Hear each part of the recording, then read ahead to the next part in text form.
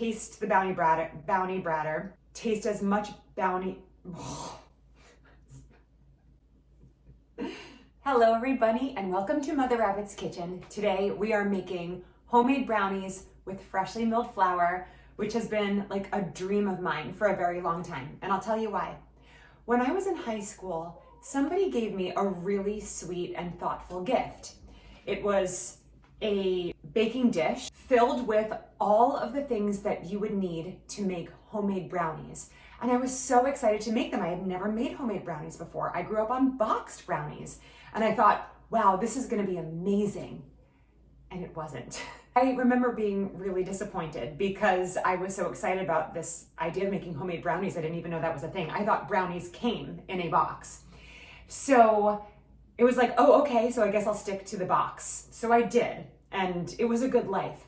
But then I got into freshly milled flour, and it was like, well, now what am I gonna do? They don't sell freshly milled flour boxed brownies. That's not possible. I can't give up brownies. That's not possible either. So I went on the hunt to figure out a recipe for homemade brownies that, I'm just gonna say it, tastes as good as, actually better than, the boxed brownies, with really, really good ingredients. Now, I'm not gonna lie to you and say, these are so healthy, you should eat these for breakfast. No, it's not that kind of thing. But we're gonna use the best ingredients possible, including freshly milled flour, to make it the healthiest treat you could have that's also so stinking delicious. So let's get started. I'm gonna show you what I have here.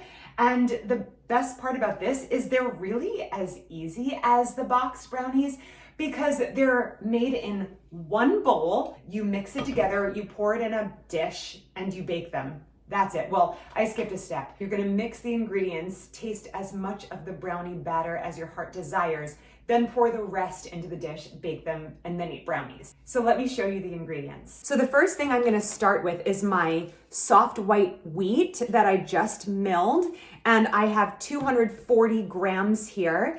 And then I'm just gonna add the rest of my dry ingredients in, which are baking soda, salt, sugar, and cocoa powder.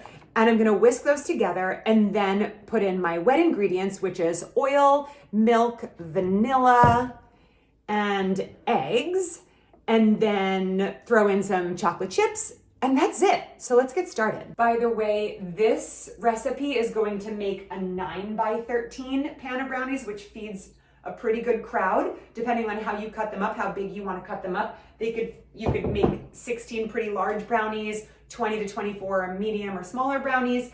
And if you don't want to make that much, you can just have the recipe and put it in an 8x8 pan. So I have my freshly ground soft white wheat to start, 240 grams of that. You know me, I always overdo it when I measure my wheat berries. So I measured about 249 grams just to account for any flyaway flour in the process. I ended up with just over 240 grams of flour. So that's perfect. Next, I'm going to put in the rest of my dry ingredients. So I'm gonna keep on my kitchen scale just for a moment while I measure out my cocoa powder. So I'm gonna do 100 grams of cocoa powder. Okay, so we have our flour and our cocoa powder in here. Next, we're gonna add in 1/2 teaspoon of baking soda, just a smidge. Then 3 teaspoons of salt. I know it sounds like a lot, but it really, really brings out all of the chocolatey flavor. So 3 teaspoons, which technically is the same thing as a tablespoon. I'm going to gently whisk those up. I say gently because the cocoa powder is going to puff into the air and you're going to be breathing it in. All right, I'm gonna put my sugar in next. And I need 2.5 cups of sugar. This is a 1/2 cup measure, so I'm just gonna do 5 of these. 1, 2, 3, 4,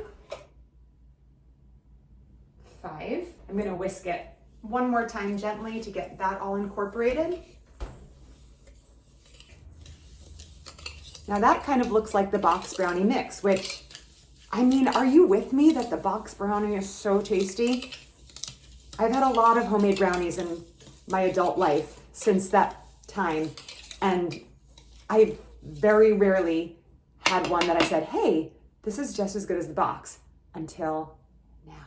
Now we're just gonna dump in our wet ingredients right on top of these dry and stir them up. 2/3 of a cup of oil. I recommend using avocado oil or melted coconut oil. You can use olive oil if you want to be crazy healthy with these brownies. Then I'm going to put in 1 cup of milk. I'm going to add in 2 eggs.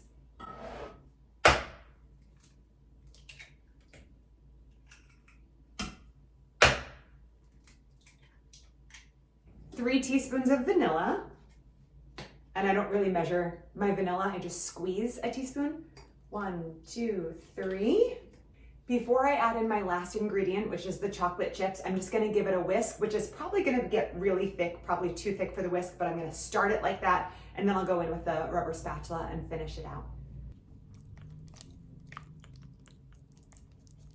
Just breaking up those yolks first.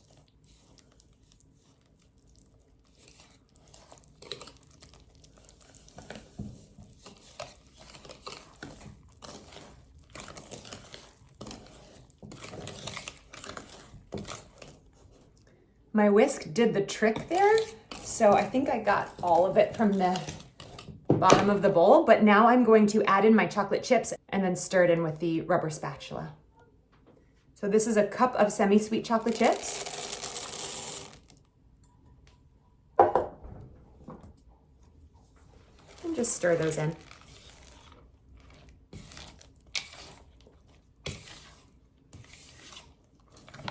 These are going to be thick and fudgy, chocolatey, sweet, and delicious. Here is the most important part about making brownies. If you forget to do this, everything will be ruined. It's time to taste it.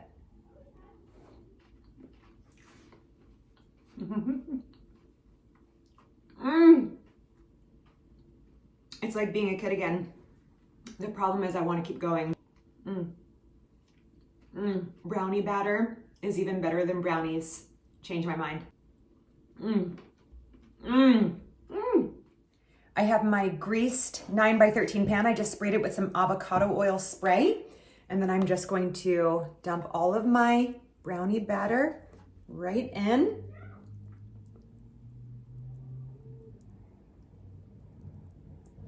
Make sure you get most of it out of the bowl, but more importantly, make sure you leave a little bit left in the bowl to treat yourself. That's for me. Okay, I'm gonna spread this around. Make sure it's nice and even. We're gonna bake this in a 350-degree oven for about 45 minutes. These came out after about 45 minutes in the oven and they look and smell amazing. So I have them cooling on a wire rack for a good hour before I try slicing into them. These are pretty much cooled down. The bottom's a little warm, but we can't wait any longer, so we are going to dig right in. I'm gonna go ahead and cut these into 16 large brownies. So just basically like 4x4, and it'll be rectangular.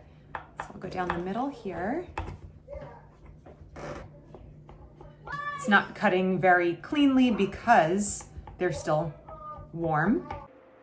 Thank you so much for watching, and I really hope you bake these and enjoy them. I will tell you that we actually dug into the brownies on day 2, and they were still moist, ooey gooey, and delicious. So go ahead and have fun with this recipe. Let me know how you like it.